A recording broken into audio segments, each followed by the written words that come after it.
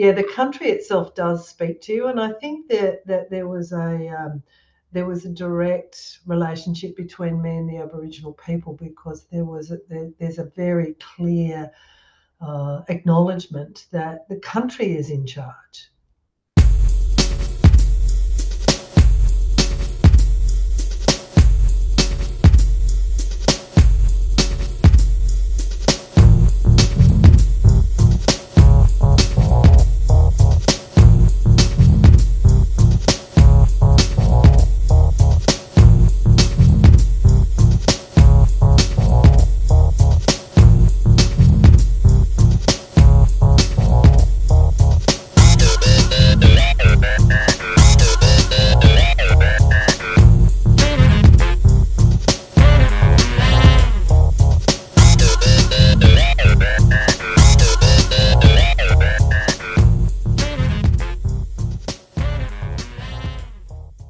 Welcome to Supernormalize, the podcast where we challenge the conventional, break boundaries, and normalize the seemingly supernatural.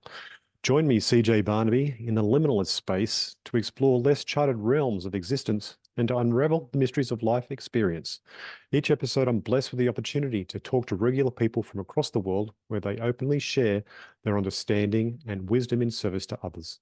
If you're looking to upgrade your life, you've come to the right place. Be sure to like and subscribe, and I'll bring you great transforming conversations each week. My treasured viewers and listeners, if you have a life story or healing modality or unique knowledge that you'd love to share, reach out to me at supernormalized@proton.me. Let's together embrace acceptance of the supernatural and unusual, what it really is, completely normal. Today on Supernormalized, we have Susan, who's a person who lived in northwestern Australia amongst the native people, native Australians, as a part of her job. She went out there, first of all, I think, following her true love at the time when she got married, and wasn't expected to be out there for too long, but found herself in a role working with not-for-profit and for-profit organizations, and ended up being there for 17 years. The land touched her in a really deep sort of way, and her understanding of time changed, and her understanding of the consciousness of the planet changed as well. Today's story is about that, and also her understanding of how her DJ work helps people too. So it's an interesting conversation. I'm sure you'll enjoy. On for the show. Welcome to Supernormalize, Susan. Susan, you've had a lot of experiences of the Australian outback because of your work and your dealings with our native peoples here in Australia. And when we had a bit of a discussion about that before, when you were visiting, it really touched me because of your experiences with the desert and how it actually changed you as a person. And then also, you were also talking about your work as a DJ and how you like to use that to raise consciousness. And I thought, I'm going to bring you on the show. So welcome. Thanks so much, Chris. Thanks for the welcome. Thanks for being interested in my journey. Yeah, cheers. Yeah. All of those things are true. Different words that I would use, but they're all true. So yeah, I'm really so blessed to have had a real spectrum of experiences that have been enhanced by some extremes. The desert is definitely one of them. Yeah, really taught me a lot of things. I'm blessed. Excellent, excellent. So what happened to you out there? I mean, but first of all, okay, maybe we should find out more about you. So tell us about Susan and what Susan does. Yeah, so I was a kind of a cheeky city girl from Sydney, and kind of grew up, did a lot of traveling early, and so I was open to new experiences and fairly confident, and I could carry myself okay in a few different arenas, and at a point in my kind of midlife, I fell in love, got married, and ended up in a whole new world, which was northwest Western Australia. And I committed to this new frame of being alive called being married, which all happened out there in the desert. And so those two things came to me at the same time. And as I appreciated the desert, it felt very much like to me like a really alien place, and I'd traveled quite a bit, so I kind of knew how to do places where I felt out of my comfort zone, or didn't speak the language, or didn't know my way around, or couldn't understand what the maps read. So I kind of approached it like it was a whole new country, and that turned out to be the right way to appreciate far northwest Western Australia, because it is not like anywhere else on earth. It's a really unique environment that teaches lessons that can only be learned in that place. And that opened my heart to lots and lots and lots of different understandings that are unique to that place. Right. So you would say like you're more of a normal sort of person before you got out there and didn't have you weren't touched by nature per se because you were living in a city by comparison. Yeah, well, I kind of grew up on the fringes of a national park, and I used to run into Okay. the national park after school every day. So I had a love of nature, and I had a Yeah. love of the sounds of nature. But my whole experience of nature was born of, the beach and the trees. Mm. And any real interaction was framed by those things. Even when I traveled, I gravitated towards the water, the beach, the trees, and that kind of forests, those kinds of experiences. It hadn't occurred to me to lean into a desert experience at all. And so when I ended up in the Pilbara, and when I went there, I was following my new husband, who was working out there. I actually thought I was going to a suburb of Perth. So I was kind of a cappuccino sipping, opinionated, white liberal democratic, Sydney suburban. I travelled internationally, and I was a bit of a corporate beast, and I was far too busy to pay attention to where my new husband was working, and I actually thought it was a suburb of Perth. And I remember being horrified that I had to get on another aeroplane when I got to Perth to go to wherever it was that he was, and calling the travel agent going, "What do you mean another aeroplane?" So I ended up stepping off the aeroplane, and it was kind of 40 degrees. And I stepped off the airplane and went, "Whoa, we're not in Kansas anymore. Heck, this is a little bit unusual." And I was right, it started there. So, there's a reason. There's a reason that the desert doesn't have any trees. It's really hot and there's not a lot of water, right? So that was, before I'd left the airport, I'd worked that out. Yeah, right. And so did you know stepping into that zone that you experienced in the desert, how did that change you mentally when you realized how different it was? Oh yeah, it was really quite profound. So the colours are different for a start, and your appreciation of what is beautiful changes quite Mm. dramatically. So those aqua hues of the beach and the lakes and those kinds of things, and the tree vistas and dappled light through the trees, and these are familiar backdrops of beauty that we have in our minds. And so going out there where there pretty much weren't trees, and the trees that were there were photosynthesizing light and water completely differently, and therefore had a different color and a different shape to them, and were kind of hardy.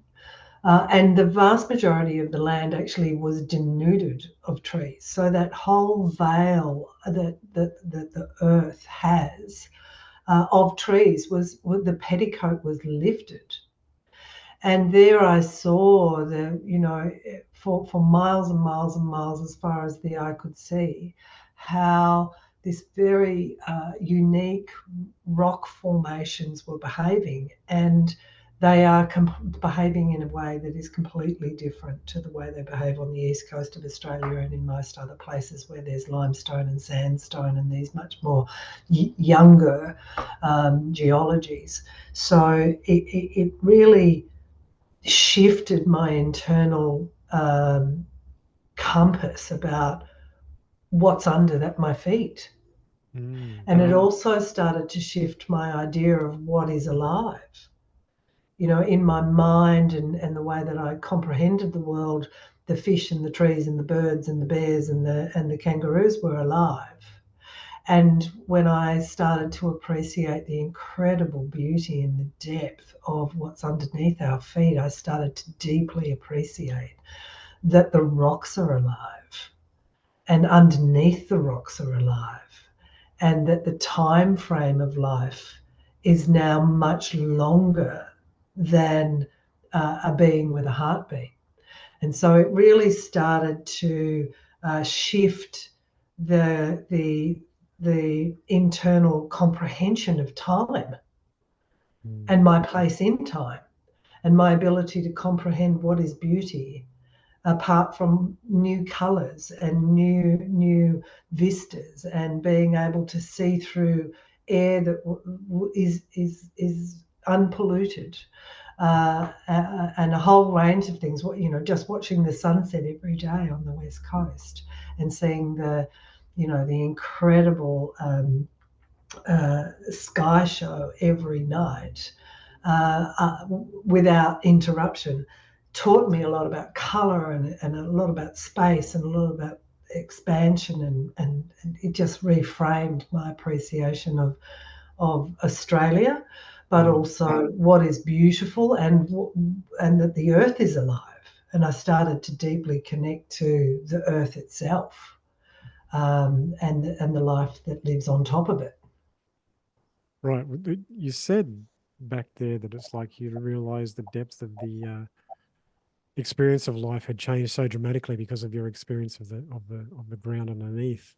It sounds like you had a deep, deep, deep connection there, and within that, to change your whole cosmology. So, what did it draw you to do? I mean, did it make you feel like behaving in a different way, or in your relationship to the earth? Yeah, I was really keen. I'd been an urban lass, and I was really keen to take every opportunity to immerse myself in it. So every person that offered the backseat of a 4-wheel drive, I said yes to, and I'd worked out how to pitch a tent and how to sleep in a swag and how to pack an esky and how to do all the things that you can do to immerse yourself, to go out there and have a look at it. Every gorge is different. Every waterhole is different. I bought myself a kayak, and I would sit on it and just go for miles and miles and miles. And there's fabulous stories about me getting lost in places that no one is ever going to find you.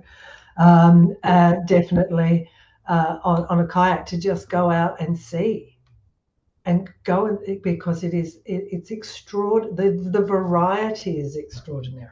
You kind of have this idea that you understand what the coast might look like until you go and have a look at it. And it is astoundingly different. Every time you turn a corner, you are surprised with how the hell did that thing get there? And why is everything else jagged and the thing in the middle's round?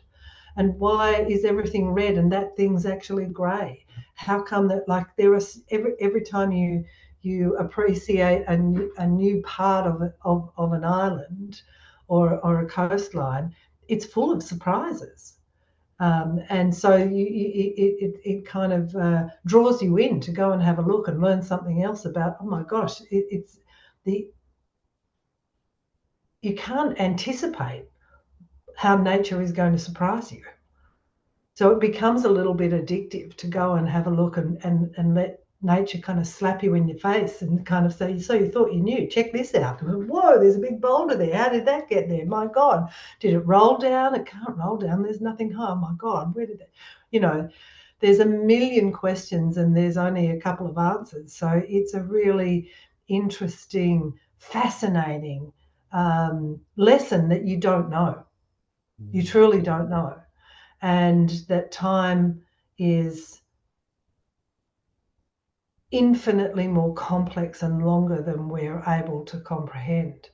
I think one of the things I'm fond of saying is that if we're able to comprehend the Aboriginal unbroken culture here, we're fortunate as Australians that our First Nations people are the longest continuous culture in the world.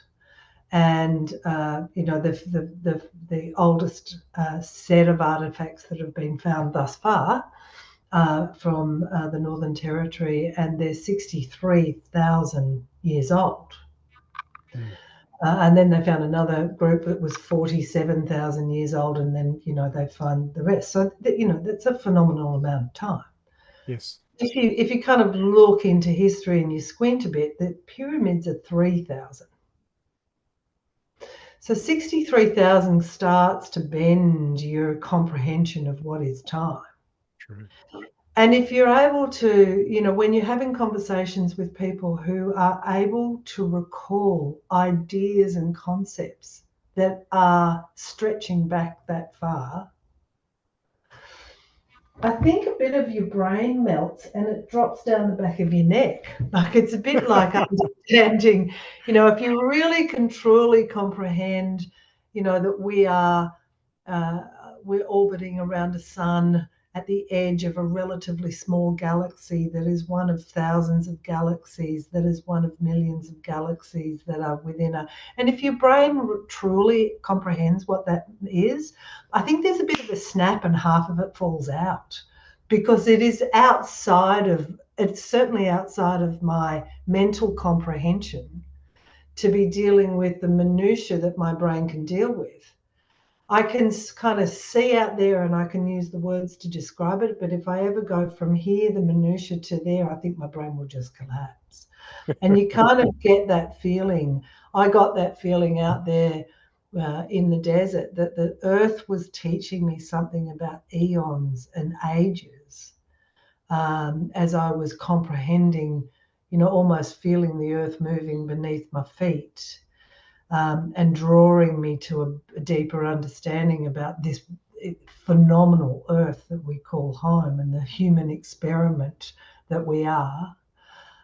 It really taught me to listen harder and to appreciate things from a different perspective. And that lesson came directly from the earth itself. Brilliant. It sounds like that you're having experiences where it seems like almost the world around you has allowed you to step into a limitless sort of space where things change right before your eyes and in unexpected ways to, lead you on that path to a deeper self-discovery. So, wow, that's very cool. I think it does for all of us, even if we don't notice it. We kind of go from kindergarten to high school and go, oh, I'm going on a journey. But really, it's fundamentally completely different. And you have to kind of shift gears. And, Yeah. if you're open to it, every time you step off an aeroplane, or every time you kind of put yourself in a different environment, you need to come up with a completely different lexicon of where am I and how do I fit in here. So I think traveling early, which I did, I traveled for about 11 years before this experience overseas.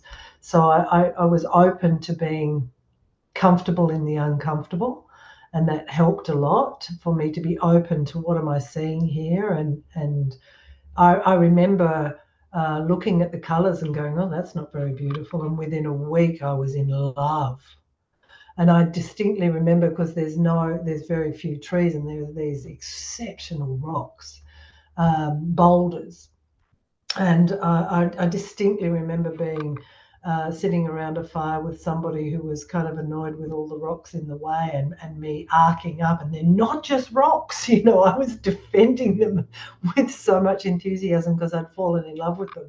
So yeah, the country itself does speak to you, and I think that there was a direct relationship between me and the Aboriginal people, because there's a very clear acknowledgement that the country is in charge, and that their culture and their authority and their ability to live and have a cultural authority comes directly from appreciating the country, and comes directly from the country itself. And I can see that. I can see that, and I kind of see that for all of us, whether or not we're Aboriginal people, is that the authority to be here and to even hold a position on anything comes from the fact that the earth itself is hosting us and teaching us. Wow, that's powerful message in itself. Yeah. So you were doing some work out there. What were you doing? So yeah, I didn't realise that I'd be out there as long as I was. I thought it was kind of a 6-week stint, and then I thought it would turn into a 6-month stint, and I would be back in the Cappuccino Society of Bondi Beach. But that didn't happen. So I ended up accepting the poison chalice of going to work for Aboriginal people. And to Wait. Why do you say poison chalice? Why? because no one in their right mind will do that. It's a tough gig. You know, Right. it's you know, I kind of was familiar with the MBA and the lawyers and the Collins Street and the marketplace army of smart people, and I remember looking over my shoulder and thinking, in comparison to working on country for not-for-profits with Aboriginal people, that entire economic framework is for pussies. That's, I really, it requires all of that and a whole heap more. Right. There's an idea that the people that work with Aboriginal people are either misfits, mavericks, or missionaries, and I think I might have been a bit of all three. Actually, there is it requires all of the skills that you need on Wall Street, and a whole heap of other skills, many of which come from the Aboriginal people themselves. And you're, of course, doing all this in a remote place, which is inhospitable. I think that's probably one of the things to appreciate, is that clearly I love the country out there, but there is a reason why places are remote. And the basic reason is because they're inhospitable. The majority of people in Europe, everywhere, they moved to where it was comfortable and where agriculture was easier than up the hill over the right. So these remote places to operate first world entities is tough going. But I had drunk deeply from leadership theory, and I'd been trained by some of the best and worked alongside some of the best, and I could see the top of the hill from where I was. So when I was out there and I was given the opportunity to do some work in social justice, I grabbed it with both hands, because it was a case of, if not now, when? Yeah. It's all well and good to march, and it's all well and good to put a hand in the sand, and it's all well and good to watch the news and go, that's right, they should do that. But when you're out there and you get an opportunity to do it, I didn't have it in me to pass the cup, so I took it. And it was full of poison. It was a disaster. The entity was a mess, and every conceivable problem was happening with it. But I was passionate about establishing a beachhead of positivity and establishing a new narrative about success, that not-for-profit organisations can be successful, they can win, they can be profitable, they can win the awards, it can be fun to work for them, you can aspire to work from them. Completely change the narrative. And so I went out there as what I think we now call a disruptive leader, and pretty much from a leadership perspective went out there with a baseball bat and started swinging at stuff, because it needed to be broken. It needed to be changed.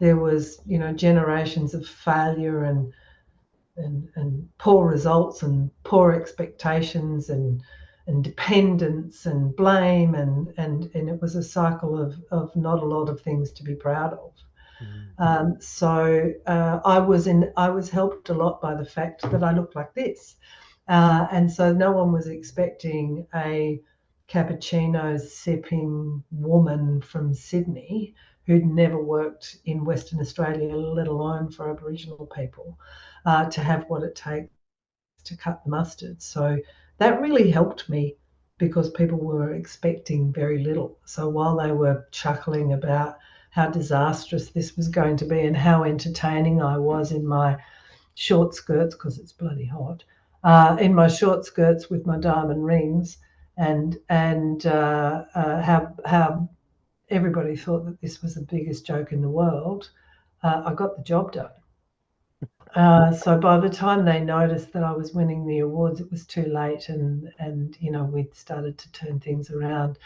So it was a really interesting journey, and that journey continues because I still work with them, and they're still doing amazing work and still winning awards, and I'm really proud of the legacy, and they carry it themselves now, which I think is a great sign. I think it was a very wise Tibetan, I think, that said that one of the signs of greatness is that the people that you work with believe that they did it themselves. And I think I really tried very hard for the legacy to not require me anymore. And I'm proud of that.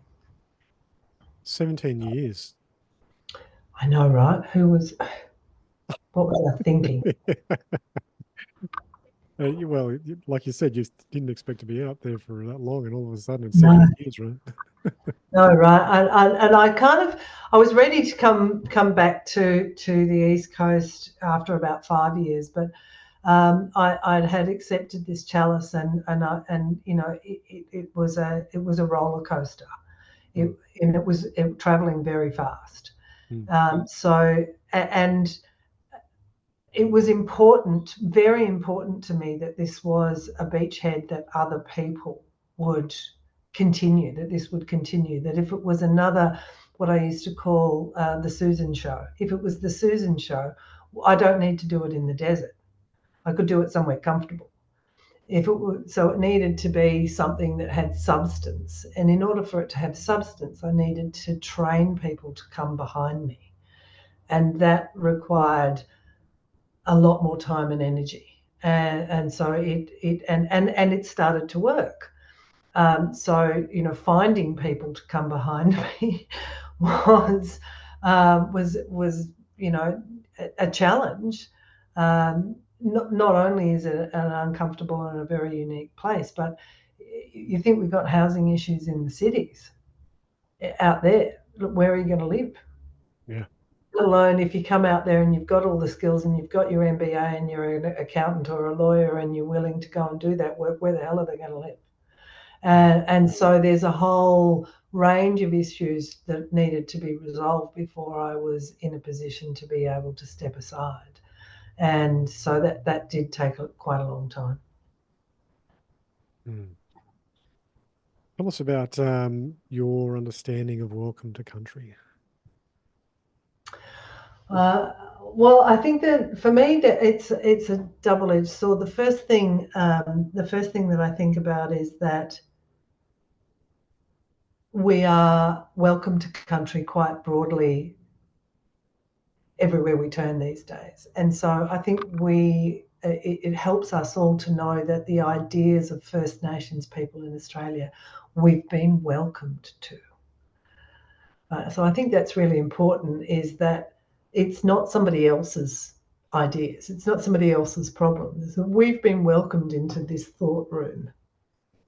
And so we should feel comfortable to walk in and be in the idea room of what is First Nations in Australia. The other thing is that the welcome to country is a very, very powerful, ancient, free instrument. This is one of the things that I learned over and over again from First Nations people, is that these instruments of welcome to country help us understand whose country we're on. Not just anybody can welcome you to country. And when you listen to a welcome to country, the person who stands up will tell you under whose authority they're standing there. And then generally will articulate the country that you're being welcomed to. they're not welcoming you to the whole of the country. They're generally welcoming you to a specific part of the country because that's the bit they've got the authority for. So in there is this really important idea is that nobody's actually speaking for the whole nation when they're welcoming you to country. They're standing up and saying, this country, the Eora nation or the Butchulla nation or the Gubbi Gubbi or the Nalama nation or whichever nation they're talking from, I'm welcoming you to this country. And so it's about defining that there is an edge to their authority. And so by defining that edge, they're saying that I have the authority here, but I don't have it over there. But I'm going to use my authority from here to welcome you to this country. And that does two things. It identifies this country and not this country. And it also helps you understand who's in charge. And can I say it costs not a cent, right? Mm. And the more it happens, the more it sets that authority up. And this has been going on for, can I say, tens of thousands of years? And this old cultural practice is very serious. You do not go onto somebody else's country unless you let them know and you have the authority to be there. This was kind of about making sure that the cultural authority of a country knew who was on it. They didn't want to have raiding parties taking their fertile women away, for example. Or if there were only, 20 bands of kangaroos, they didn't want one whole band to go missing, right? So it was very important for them to look after their resources. And it was also really important to show respect that you know whose country it is. So what used to happen is that a group of people who wanted to come to country would get to the edge and stop there and camp there, and someone would see the fire and they'd go out there and they'd simply wait until they were acknowledged. That's showing respect. So then there was, that greatly reduced tribal issues about boundaries. So I think we can see this idea about respecting a boundary, not arguing whether or not it should be there, just respecting that it's there, has enabled an incredible amount of peace in this land. And I think we can look to Europe and we can see what's happening, that Mr. Putin didn't really respect that boundary. And what happened? All hell broke loose. And we saw some major issues about somebody who popped over the boundary to a music festival, didn't respect that boundary, and all hell broke loose. Right? So this idea about respecting the boundaries is a really powerful idea. And it's contained very, very graciously in the idea of welcome to country.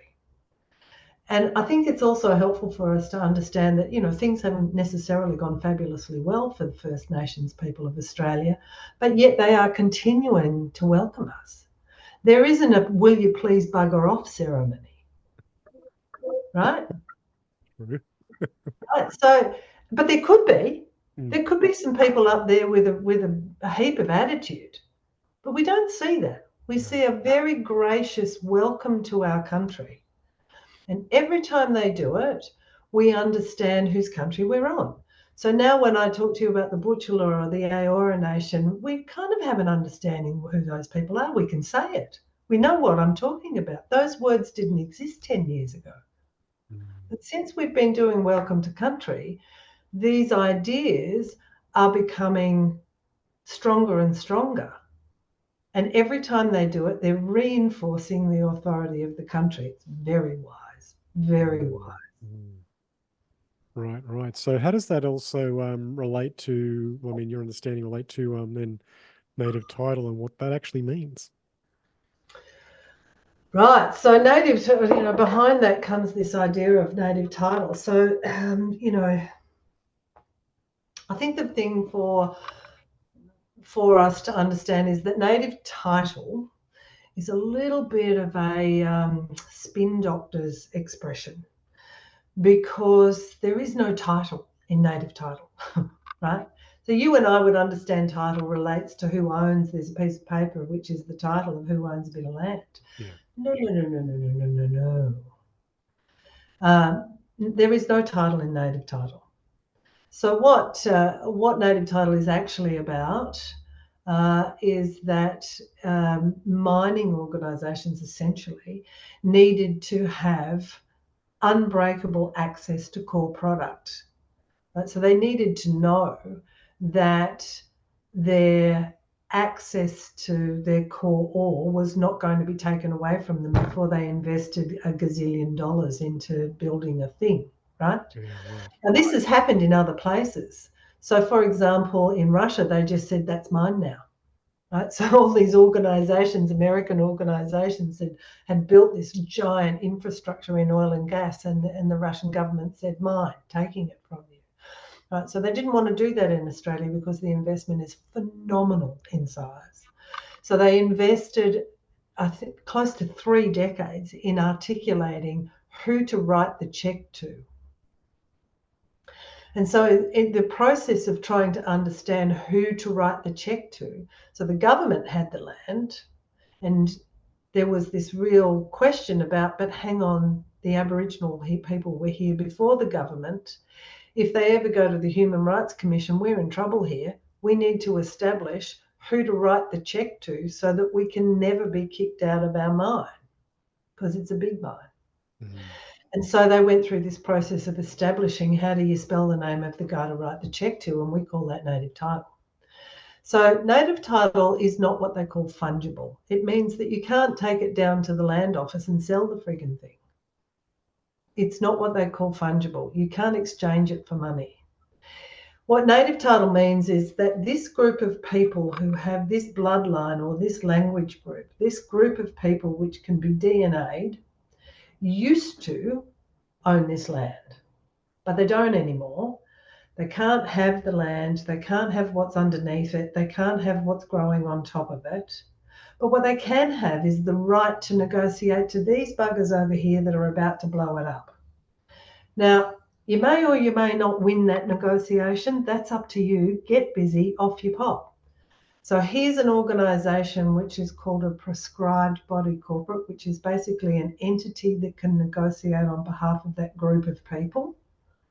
And you go and you negotiate with this mining company that wants to blow it up.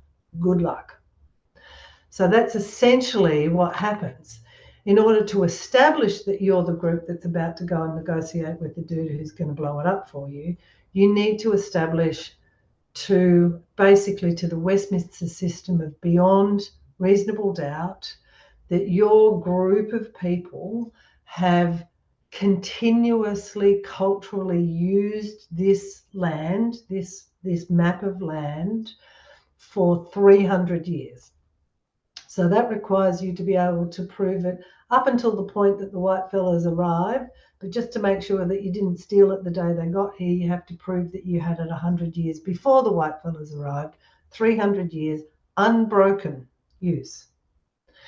If you can do that, you can get exclusive native title, which means that you can go and have a chat to the guy who wants to blow it up. That's what it means. You can't sell it. It doesn't mean that you can go and get money from the government to buy houses or anything like that. It just means you used to own it. That's what it means. But what's now happening as that develops is that we're starting to be able to spell these language groups. They're starting to commodify. They're starting to win some of these negotiations. Some of them are turning into treaties. They're starting to articulate their request to manage the natural resources. So it's starting to they're kind of start in some areas, they're starting to form into First Nation local councils, if you like. Some of them win negotiations with mining organisations. Some of them are very beneficial. They have, education funds and health funds, and they do what the government could have been doing all along. So it's a bit of a double-edged sword, but it isn't title. Okay. That makes a lot clearer for me. And yeah, I can see how that plays out, and I hope that the First Nations get what they deserve for those people coming along to blow it up anyway. Well, it certainly has fed a lot of lawyers for a few generations. There's a lot of boats that have been purchased. If nothing else, the marine industry has definitely benefited from the concept of native title. Oh, But anyway, it's above my pay grade, but essentially it's a part of the system that is now ingrained in Australia. And in some instances, it's doing really good work for Aboriginal people, in some not so. So let's just hope that this instrument gets better and better for our First Nations people and for all of us overall. for sure, for sure. Now, as part of the information that you sent me previous to our conversation, you wrote, "They are us." Now, what do you mean by that? It sounds like you're saying that we're all one, which I believe wholeheartedly. What an And you've, outrageous thought. I know, right? you've embraced that in a different way, obviously, but So one of the things that I understood very deeply about working with Aboriginal people, that as soon as you say the word Aboriginal, people's lights turn off. It's almost like their brain hits the black ice. And I'm very much aware that there is, the Indigenous affairs, and there's Indigenous this, that, and the other, and therefore there's an idea that that's somebody else's problem, and that they're over there. And I think what there's a few kind of reasons for it. Firstly, Aboriginal people look dramatically different to the majority of people that now live on Australian soil.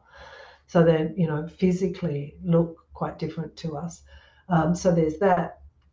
Also, it's complex to comprehend Aboriginal history. 63,000 years is a lot different to, we just celebrated 200 in Australia, right? So we've got very different historical frameworks.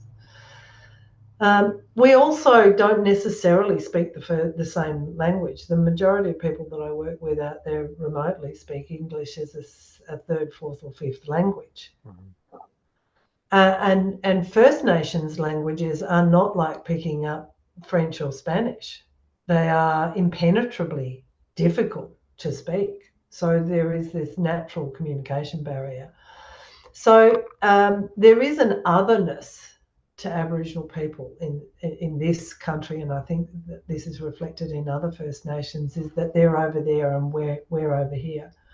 But one of the things that is really impressed on me is that we've been talking about culture, and we've been talking about law, native title, we've been talking about some cultural things, welcome to country, but we tend to forget that Aboriginal people are people just like me, and their blood runs red, and they love their children, and they want to have a happy life just like me. And we have a tendency to think there's someone else's problem, and there must be a department to look after that, and isn't there an organisation to sort this out, rather than appreciate the people as people and respect their perspectives like we would a neighbour. So I think that this idea that they are us is really powerful if we can kind of separate some of the frustrations, which might be education, or it might be welfare, or it might be the corrective system, and it might be native title, or it might be some of those issues, from the person who's standing in front of you, who is a person. And that I find really helpful, is for us to remember that we are blessed to inhabit this earth with a whole range of people, and we're blessed that Aboriginal people are amongst that group, and to welcome the idea that they are us and there is no one more important than another. And so that idea, I think, is really helpful for us to understand that we are all one. We're all one. And if you're able to hold an Aboriginal person's hand, it's warm. That's beautiful. Mm. So you're walking in two worlds. Can you explain what that means? Yeah, walking in two worlds. So walking in two worlds is something that we worked really closely on for a long time. And when I, stepped aside from the operational work over there in the desert, I was instructed by the old people to continue to walk in two worlds. And, that means that we have this white liberal democratic English-based system of specificity and spelling it right and computers and this whole world that we understand and we can navigate. But at the same time, at exactly the same time, there is another world which also exists, which is appreciated by Aboriginal people. Another kinship system, another way for you to show deference to the country, another way to understand your position in the country. And that exists at the same time. And to be able to do both, to be able to bow your head to the wonder of both. I've got a little story that I like to tell to articulate this idea, and it comes from an old fellow who's passed away now, so I can't say his name directly, but this old fellow was a very, very, very senior lawman and very, very well known, and spent a lot of time with lots and lots of smart anthropologists walking out on country and identifying boundaries and sites and all sorts of stuff. And he was at our house for dinner, and we were interrupted during our dinner by a very noisy bird nearby, and he started to chuckle and started to tell the story that when he was just out on country with the anthropologist, they were around the campfire for dinner, and a bird interrupted them, and the anthropologist, quite very well educated, knows the country very well, this fella, said, "Oh, there's that bird. I know that bird. I just can't remember his name. What's his name?" And the old fella laughed and he said, "You white fellas are funny. You've got three names for that bird and you can't remember any of them. You've got a Latin name, an English name, and a nickname for that bird, and you're asking me what it's called." He said, "I know that bird. You can hear him call, but you don't know whether or not he's calling his mate or he's warning his mate. You don't know whether he flies in a flock or by himself. You don't know if he's a young one or an old one. You don't know what he tastes like. You don't know how to catch him. You don't know how his nests are built. You don't know where his eggs are. You don't know if he comes in summer or winter. You don't know if he calls in a mate or he flies to his mate. You think you know that bird? I am the lawman. I know that bird. But I'll tell you if you like." And that was kind of a joke that he told us. And it really resonated with me that we think we know stuff, but there is such a deep understanding that these First Nations people have about this country that is happening at the same time. And if we can just open our minds that these things coexist, then we're able to navigate this place called Australia with so much more substance. Yeah. So walking in two worlds is a joy. Yeah. Right. So we've been here now in time, and we're in 2024. It was 2024 years since what? Oh yes, 2024 years since what? I asked this question several times and people look at me and go, "Oh, I'm not so sure." I think, what a great Christian nation we are. We can't even say the words. It's 2024 years since Jesus Christ, the advent of Jesus Christ, which was such an extraordinary advent that everything changed and pivoted, including the date. So I think it's that's one of those things that Aboriginal people and working with Aboriginal people has helped me understand, is that my appreciation of time. So, it's 24 years since Y2K. I think we can all remember where we were, and those of us that are over 24 can remember where we were when the year 2000 came. It was a very big deal. But it was only 100 years before that or so, give or take, that we had the First World War. Right? The internet was only created in 1990. It's essentially 10 minutes ago. 100 years before that was the First World War. 100 years before that, we're in the 1800s. Right? In the year 1000, we're kind of, we're kind of before there was writing. So when we start to appreciate way, way back, like I said earlier, the pyramid's 3,000 years old. That's pretty old, right? But it's only 3,000 years. Aboriginal people have been operating culturally on this continent for 63,000 years. That gives us, as Australian people, so if you've got an interest in human justice, a kangaroo on your passport, a postcode in this country, you've got an appreciation of time that is our birthright, that no other country has. And so this appreciation of the ideas, not necessarily the flesh and blood, but the ideas about the country is in charge, and the ideas about how we operate on the country come from the country itself, are ideas for us to really value.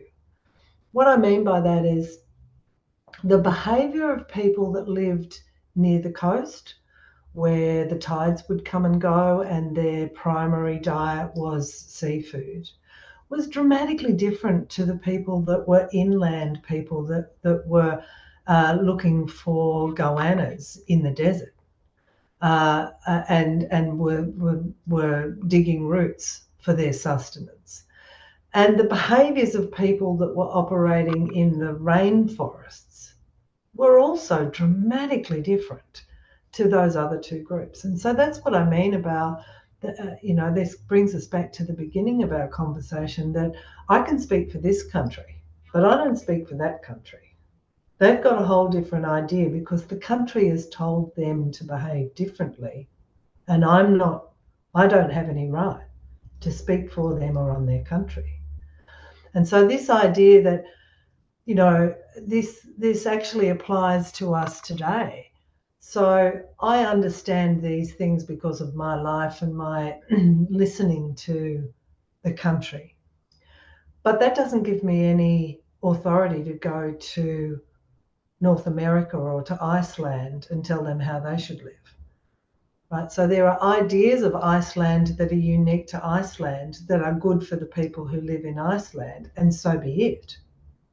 And the same with Tierra del Fuego, and the same with the other places, right? This idea of recognizing that the country is in charge and not a doctrine or an imaginary friend, and allows us to have a lot more fluidity and a lot less labels about you need to, you're gay or you're straight or you're female or you're male or whatever, all these labels. It allows us to fluidly move from one country to another and accept that the ideals and the morals and the exchanges and the ideas of that country are unique, and they come from the country itself. And if we pay attention to how the country is telling us to live, we'll live longer and better. Yeah. Right. So I think that was a response to your question. I hope. I think I may have gotten a little bit distracted there, but No, that all makes sense to me. It actually prompted me to ask the question, though. You say it's like the country is in charge. Do you think that a big key to this is actually dropping the colonial mind and just stepping into your intuition? I totally do. And I think dropping the mind altogether and understanding that the country's in charge. But we are stewards of ourselves for the country. Right? So this whole idea that taking ourselves off the throne of ourselves and accepting that the country is bigger than us, and the country was created, and this whole universe of exceptional was not created by our minds. Right? It was not created by our minds, but it was created. And so, allowing yourself to not be in charge, and to acknowledge that if I can't work out which imaginary friend I want to choose from, I can definitely see that the earth is in charge, and I can pay attention to that. And I can and I can draw some knowledge from what comes from the earth. Does that make sense? It does, yeah, for sure, for sure. Now, you're a woman of many hats, and one of those hats is a DJ that likes to guide people on a path for a bit of a spiritual evolution on the dance floor. Can you explain some of that? I mean, your DJ name is That Woman. How'd that come about even? That woman. Well, that makes it sound like I'm on a quest. The truth is, I like to have a good time and I like to dance, and so from there comes the quest. It was very, there's a selfish desire to have a good time. That woman, I think, that woman came about because that's actually what people call me. Did you just break onto the dance floor and went, I've had enough of this, DJ, and you break up and just say, I'm taking over the decks, and then Pretty much. and you did a better job, and they said, who are you? I'm that woman. Well, when I come into a boardroom or a negotiation or whatever, people just go, is that woman really? Was that woman? And so I know that that's the nickname that I have behind my back. That's what people call me. So I figured fair enough, good enough. Yeah. But I also believe that it's actually not about the DJ. At the time I started, there was a whole heap of, very very cool dudes up there, exuding confidence. And I thought, yeah, that's not what it's about. It's about the music. So it kind of doesn't matter what my name is. And I chose a name that was completely forgettable because it's not about me. It's about the good time, and it's about the music. It's about the message in the music. So I intended for it to be totally forgettable, and that kind of worked. It's not about me. It doesn't matter who I am. It just matters about the music, and to not pay attention to me. Mm-hmm. So yes, I definitely did that thing, and it was definitely a case of, I've had enough. I need to show me, how do I press the buttons? Show me how to do this. I need to do it myself. And then the next thing you know, the monster was born. Yeah, definitely. How long have you been DJing for now? I started about 2009, so quite a while. A little while now, yeah, a little while. And it was a hobby that really took hold. It was a way to entertain myself out there in the middle of nowhere, where, when we got there was a whole heap of people that were drinking black cans, that were standing around a jukebox and screaming badly at the doors, and I knew that wasn't going to fly. So I needed to do. Yeah, it wasn't good. You're like, you're going to raise it from that level to your I level. definitely kind of come from the 1990s and the 2000s in Sydney, and was like to enjoy myself on a dance floor. So I knew that something had to give, and it did. So awesome. Yeah, I definitely lent into doing it, but at the time it was new out there, and it was out there. And so I think it was another thing of being on country. I don't think I would have had the confidence to just crack into the Sydney nightclub scene and say, get out of the way, I'm here. I think it just happened because I was out there, and I had the space and time, and people were happy for any kind of new entertainment, and away I went. So it was born of the fact that I was way out there, and I think being way out there meant that I had no idea what was cool. I had no idea what was popular. I had no idea what people were listening to. I just went on my own, oral journey and started to put it together. quite badly for the first few years. Can I say I was the queen of the train crash for quite a while, but never mind, carry on. Let's keep going, hands in the air. And we had a fat time, and I'm so glad, because there was, yeah, and there were no female DJs. There were not. There was, and they certainly weren't expecting a woman in her 50s. They thought, they thought I was there to pick up my kids, or as a police person to shut the party down, or some nonsense. Excellent. So there was a lot of what are you here for, lady? Get out of my way. I'm about to go up there. So that was and surprising people that, first of all, oh my God, it's a chick, and secondly, it's a grown-up chick, was shocking. And then the music was, spank your mother, we're going to have a good time. That was also shocking. And there was a lot of, in the space that I played a lot in, there was a lot of invitation for women to come to the dance floor, what I used to call the pussy posse. There was no sexual tension, because there was a grown-up woman up there. So I kind of thought, well, here's the thing, I don't want to fuck any of you, let's dance. And right, so that, am I allowed to say that? So yeah, you can. so there was a lot of liberation in that. If I'm having a good time, I'm the person who's going to be in the most trouble here, and I'm having a great time. So catch up, people. And it was definitely giving people permission to really just dance, and Nice. that was really liberating for me and for them. Excellent, excellent. Sounds like a great point of connection for you in the community, and also a great point of release. So, Sue, we're actually coming towards the end of the podcast. If you wanted people to find you, how would they find you? If they wanted to find me musically, you can find me on Insta at that.woman101. And if they wanted to find me on SoundCloud, you can find me as that woman, that_woman, Excellent. WOMAN.